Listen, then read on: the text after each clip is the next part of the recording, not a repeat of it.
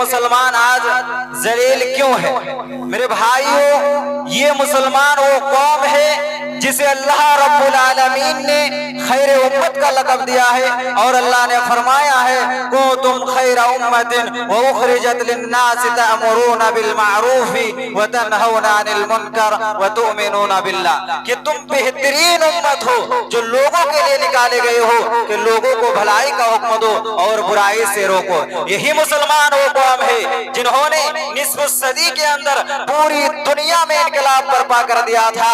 यही मुसलमान वो कौम है जिन्होंने कैसर किसरा के तख्त को अपने पैरों तले रोंदा था। यही वो मुसलमान है जिन्होंने अफ्रीका के सहराओं से लेकर यूरोप से लेकर अफ्रीका के सहराओं तक जहां तक भी खुशकी मिला इन्होंने अपने झंडे गाड़े थे। मेरे भाइयों, लेकिन आज इस कौम के हालात देखिए कि इनके हालात क्या है। हमारा वो मीडिया जो एक जानवर के मरने की खबरें भी दिखाता है, लेकिन लाखों करोड़ों मुसलमान के कत्ले आम पर दुनिया खामोश है, कोई एक आवाज तक नहीं उठाते हैं। आप बर्मा को उठा लीजिए, मुल्क शाम को उठा लीजिए, फिलिस्तीन को उठा लीजिए, अभी फिलिस्तीन का वाक़या आपके सामने मौजूद है। आप फिलिस्तीन को देख लीजिए, उनके बच्चे यतीम हो रहे हैं, उनकी औरतें बेवा हो रही है, उनकी औरतों की इस्मतें लूटी जा रही है। हमारे मुल्क की हालात भी अच्छे नहीं है। आज इनकी दुकानें जलाई जाती है, कल इनके बच्चे को मारा जाता है, परसों उनकी औरतों की इज्जतों को लूटी जाती है। मेरे भाइयों, जरा गौर कीजिए कि जो कौम एक जमाना में उरूज पर था, आज वही कौम वो कौन सा ऐसा असबाब है जिसकी बिना पर जिल्लत व पस्ती का शिकार होते जा रहा है। आइए हम सबसे पहले ये चीज समझ लेते हैं कि इज्जत व जिल्लत किसके हाथ में है। मेरे भाइयों, अल्लाह रब्बुल आलमीन ने फरमाया कुलिल्लाहुम्मा मालिकल मुल्क तुतिल मुल्क मन तशा व तंज़िउल मुल्क मिम्मन तशा व तुइज़्ज़ु मन तशा व तुज़िल्लु मन तशा।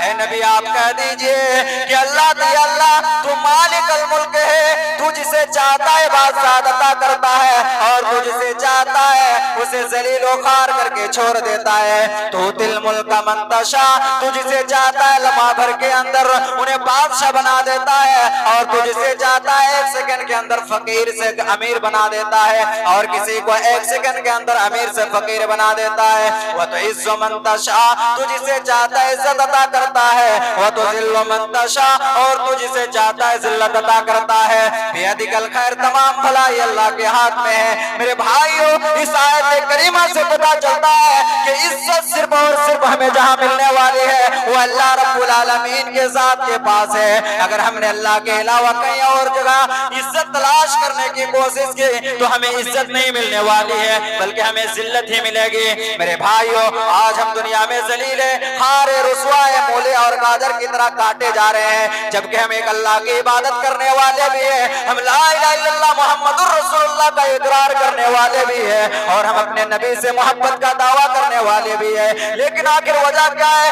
कुरान तो कुछ और कहता है, वलिल्लाहिल इज्जतु वलिर्रसूलिही वलिलमुमिनीन। इज्जत सिर्फ और सिर्फ अल्लाह के लिए है। उसके बाद अगर इज्जत किसी के लिए है तो उसके रसूल के लिए है। उसके बाद अगर इज्जत किसी के लिए है तो मुसलमानों के लिए इज्जत है, मोमिनों के लिए इज्जत है। मेरे भाइयों, अल्लाह ने तो फरमाया कि मोमिनीन के लिए इज्जत है, लेकिन आज दुनिया भर के अंदर मुसलमान मारे जा रहे हैं, काटे जा रहे हैं कि अल्लाह का वादा झूठा हो सकता है। नहीं मेरे भाइयों, अल्लाह का वादा सच है, अल्लाह का वादा झूठा नहीं हो सकता है। अल्लाह ने जो वादा किया है पुरानी आयत की शक्ल में हमारे पास मौजूद है, जिसकी दिन भर में हजारों करोड़ों मर्तबा तिलावत की जाती है।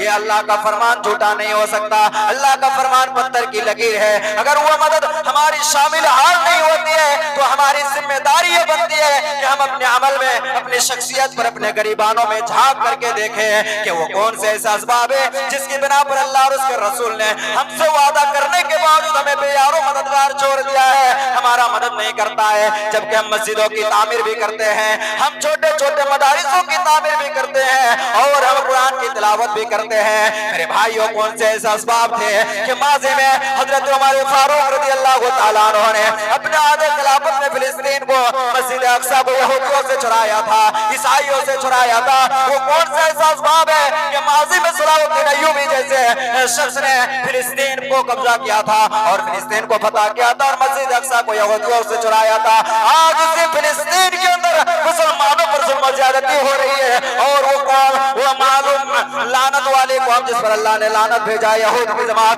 वो मुसलमानों पर जुल्म कर रहे हैं। मेरे भाइयों, अल्लाह के रसूल सल्लल्लाहु अलैहि वसल्लम ने फरमाया, ऐ लोगों, तुम्हारे ऊपर एक ऐसा जमाना आएगा कि लोग तुम पर टूट पड़ेंगे, दूसरे मजहब के लोग तुम पर टूट पड़ेंगे, तुम पर हमला करना शुरू कर देंगे।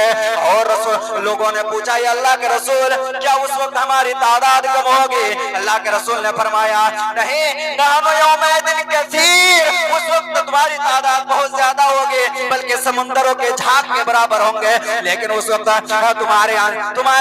तुम्हारे दुश्मनों के दिलों से तुम्हारा खौफ और रोब और दबदबा हटा दिया जाएगा, दूर कर दिया जाएगा।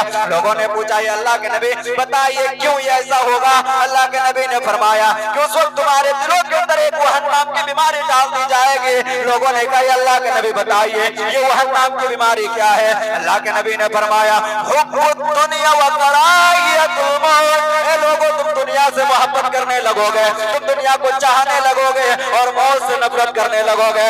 मेरे भाइयों, बताइए इस हदीस मुबारक कि नबी करीम सल्लल्लाहु अलैहि वसल्लम ने पेशन गोई फरमाई थी कि आज हमारे ऊपर ये फिर नहीं आ रहे हैं, कि आज हम दुनिया से मोहब्बत नहीं कर रहे हैं, कि आज हम अपने औलाद के लिए अपनी जिंदगी को लुटाने पर तो राजी है, लेकिन हम अपने आखिरत की तैयारी के लिए कुछ करने के लिए राजी नहीं है। हम मौत से भी नफरत करते हैं, हम मौत से डरते भी नहीं है। मेरे भाइयों, आइए जरा देखिए कि ईमान वाले बंदे किसे कहते हैं। आप कुरान करीम को आयत पढ़िए। अल्लाह ने फरमाया, इन्नमल मुमिनून अल्लज़ीना इज़ा ज़ुकिरल्लाहु वजलत कुलूबुहुम व इज़ा तुलियत अलैहिम आयातुहु ज़ादतहुम ईमाना।